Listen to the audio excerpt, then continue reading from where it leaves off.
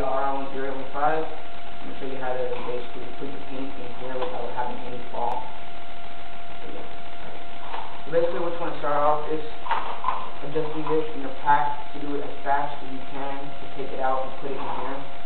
So what you want to do is when you pack right here, you want to have a little clip right here to open the paint. You want to have it facing the direction you're pulling it.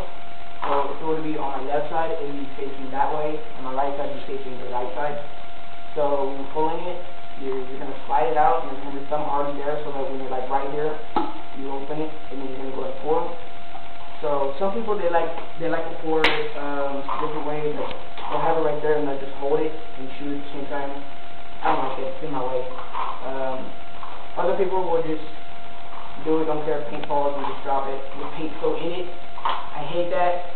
And me, I do it like I'll have it like that, so where it's goofy is making it go down like that. So no paint goes off. Basically that's it. I just want to show you that, and I hope you'll talk to you during the game.